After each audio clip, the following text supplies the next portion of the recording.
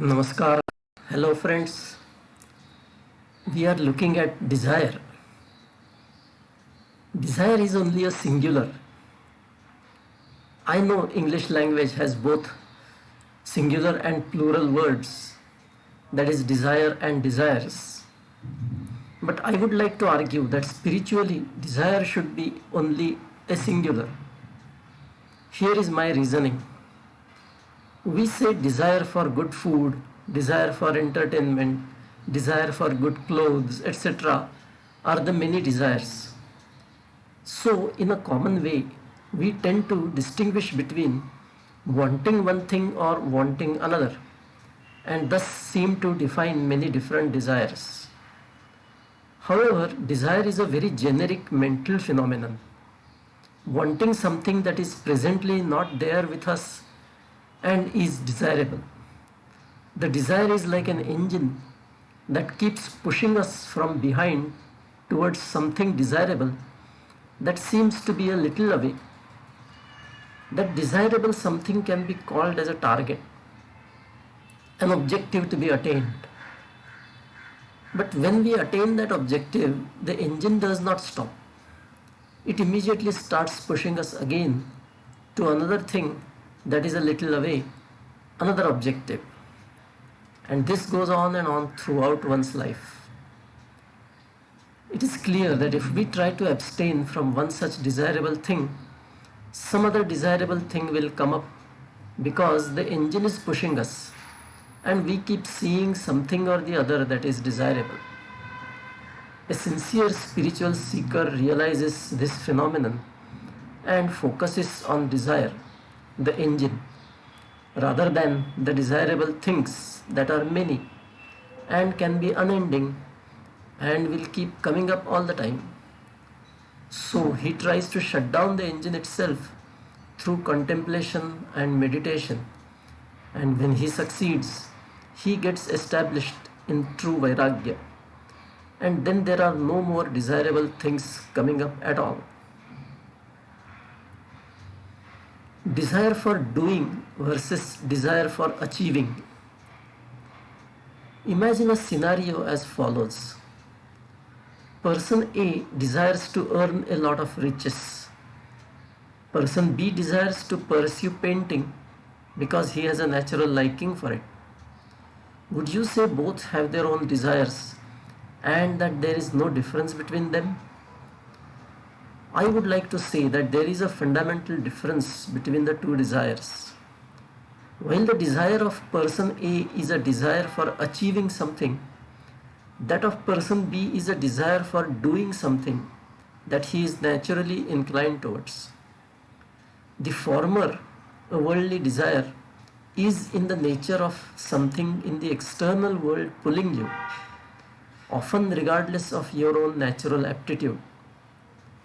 It is quite likely that person A is being willy-nilly pushed by his parents or family or peers towards a profession that is likely to fetch a lot of money.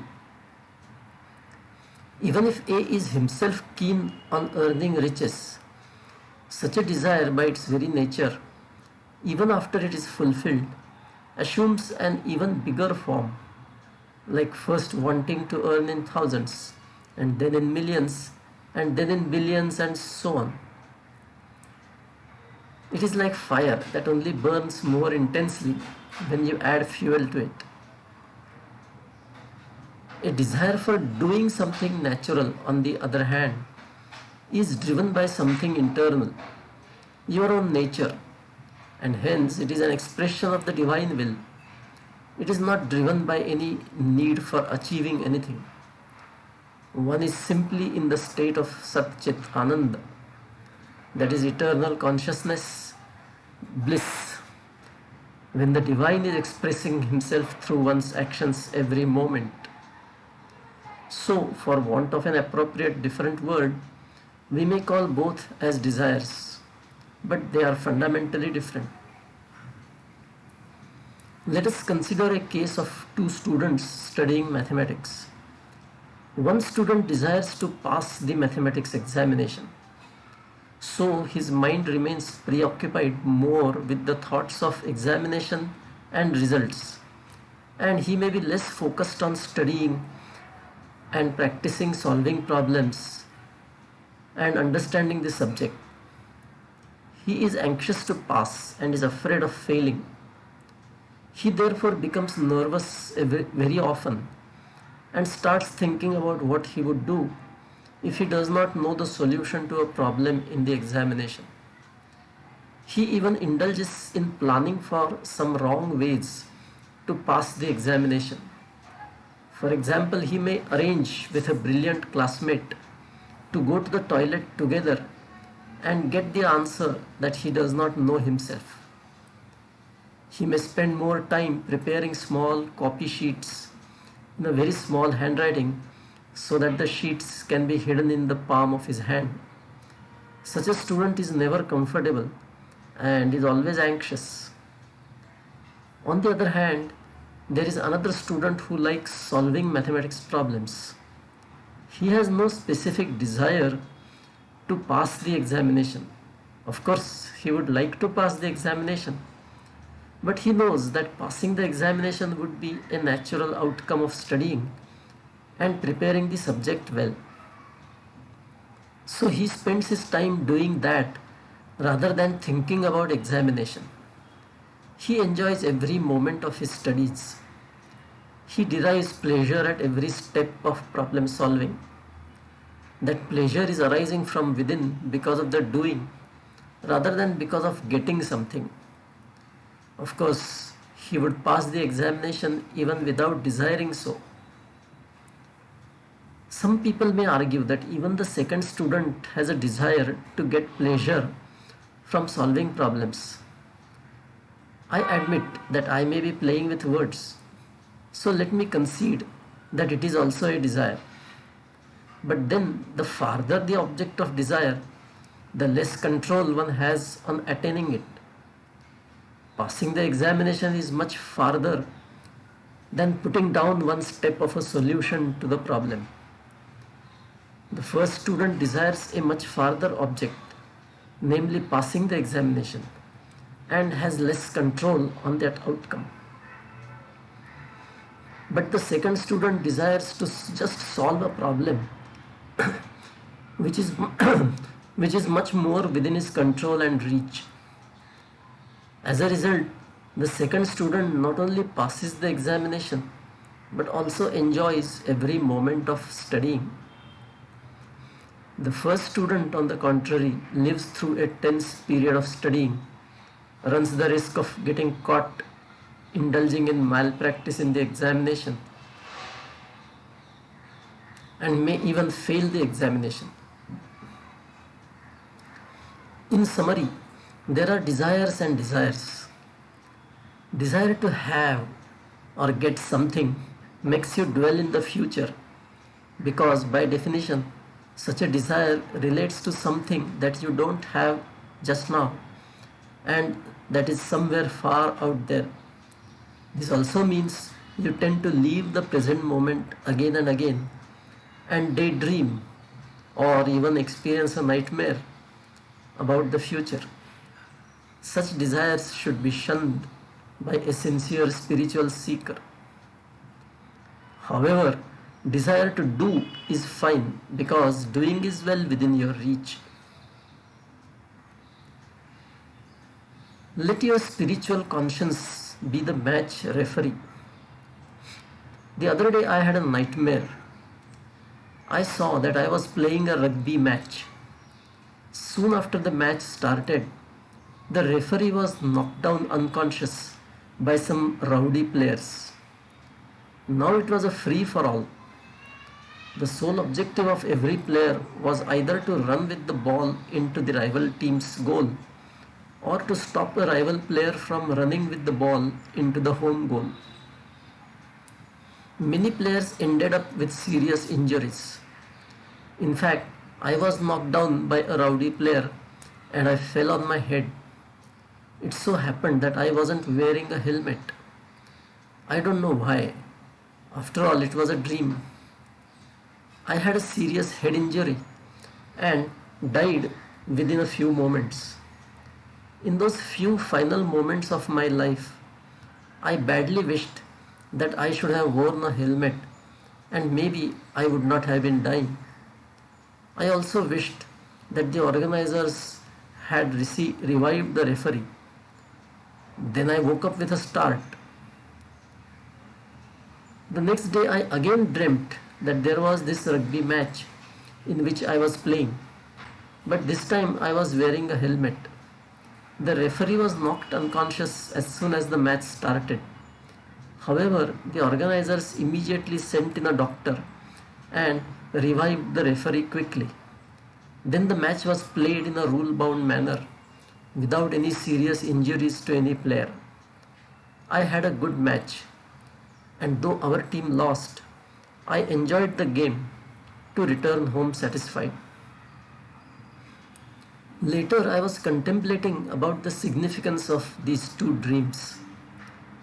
I figured that the rugby match signified my life. We come into this worldly life to enjoy its magnificence created out of duality. That is equivalent to the duality of winning or losing in the rugby match. I, as a player in that dream, represented my conditioned ego in this life. All the other players represented the wherewithal in my life, namely my body, sense organs, mind, and intellect. All the players together try and enjoy the game. The rival's goal stands for the various sense pleasures that I hanker after. My own home goal represents the possible hurts, dissatisfactions, anger that I want to guard against. My spiritual conscience is the referee. We are expected to live in this world by following certain spiritual rules in addition to the laws of the land. This is akin to the rules of a rugby game. However, we give the go-by to the referee early in the game of life by knocking out our spiritual conscience so that our limited worldly ego can have a field day. Then our conditioned ego, body, sense organs, mind and intellect, that is the players, go berserk with a single point objective of running after sense and ego pleasures and blocking painful sense experiences and ego hurts. However, we end up being dissatisfied, badly bruised, and finally die with a desire to come back to another life that we hope would be better. This cycle goes on endlessly. In the second dream, the organizers reviving the referee is equivalent to our Sadguru reviving our spiritual conscience. Then we play the game of life by following all the rules of the game. Our life follows a spiritually fulfilling path that is full of bliss, irrespective of whether we are losing or winning in the game of worldly life. After the game of life is over, we go back home, namely to the permanent abode of the true self, since we have had a fulfilling life and are no more desirous of playing another game of life. That is liberation or moksha. Religious practice involves body, spiritual practice involves mind. Religious practice, as the name suggests, entails doing many things in a particular way. More often than not, the purpose of religious practices is to please God or various gods, so that the gods bless us and fulfill our materialistic desires.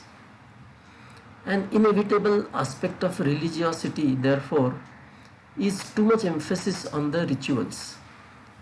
A person performing religious rituals is constantly anxious as to what is the right way of performing them. He may very often find himself asking many different so-called pandits about it. He frequently finds himself facing dilemma when the different pandits tell him different ways of performing the same ritual, which isn't uncommon As a result, such a person is never at peace. He is always worried and even afraid that if he is not doing the right thing in the right way, God will punish him. On the other hand, spiritual pursuit is a journey inward. It means it is something that is essentially in the realm of our mind rather than our body.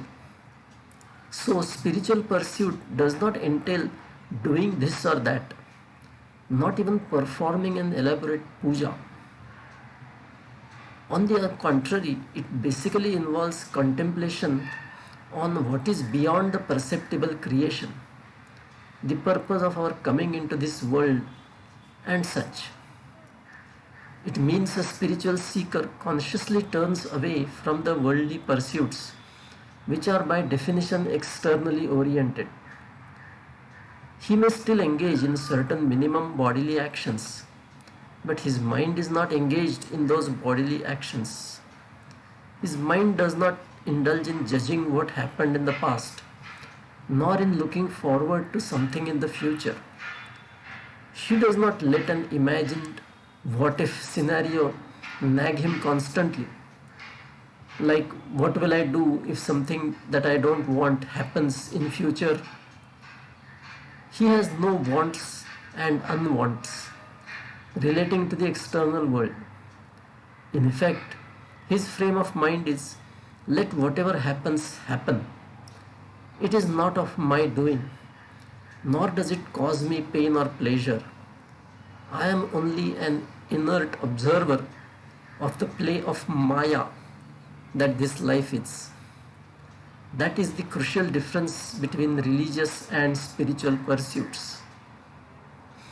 I will stop here today and see you the next time. Until then, bye. Take care.